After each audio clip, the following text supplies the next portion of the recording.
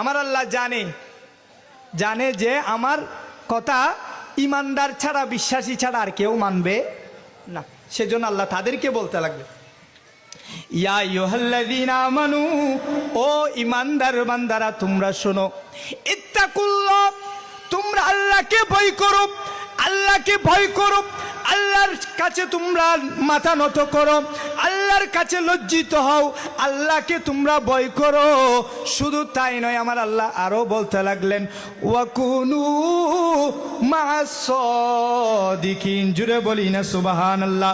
আমার আল্লাহ পাক রব্বুল আলামিন ভয় করার পরপর আবার বলতে লাগলেন, ও ইমানদার বান্দারা, ওয়াকুনু মা'আস সাদিকিন, যারা সত্যবাদী, যারা সলিহিন, যারা সত্যবাদী, যারা সত্য কথা বলে, যারা সত্যের পথের মধ্যে চলে, যারা সত্যবাদী, যারা সত্যকে মানে, সত্যের উপর অটল থাকে মৃত্যু পর্যন্ত, যারা দুনিয়াকে বিসর্জন দিয়ে আল্লাহ এবং আল্লাহর রসুলের দিন ধর্মের জন্য যারা নিজের জানকে বিসর্জন দিয়েছেন, ওই সমস্ত সত্যবাদী যারা, আল্লাহ পাক রব্বুল আলামিন বলেন, ও আমার ইমানদার বান্দারা, তোমরা তাদের সঙ্গী হয়ে যাও।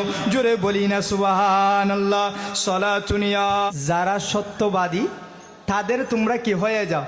সঙ্গী হয়ে যাও, তাদের সাথী হয়ে যাও, তাদের তোমরা সঙ্গী হয়ে যাও, তাদের সাথে মিশে যাও, তাদের সাথে তোমরা চলাফেরা করো। কারণ যারা সত্যবাদী তাদের সাথে যদি তোমরা চলাফেরা করো, তারা তোমাকে কোনোদিন মিথ্যা বলবে না, তারা তোমাকে কোনোদিন দিনের কথা বলে ধোঁকা দিবে না, তারা তোমাকে কোনোদিন ক্ষমতার জন্য, পাওয়ারের জন্য তারা তোমাকে কোনোদিন লোভ লালসা দেখাবে না। কারণ যারা সত্যবাদী তারা কোরআন ও হাদিসে যেটা আছে সেটাই বলবে। ঠিক না বেঠিক? জোরে বলি না সুবহানাল্লাহ।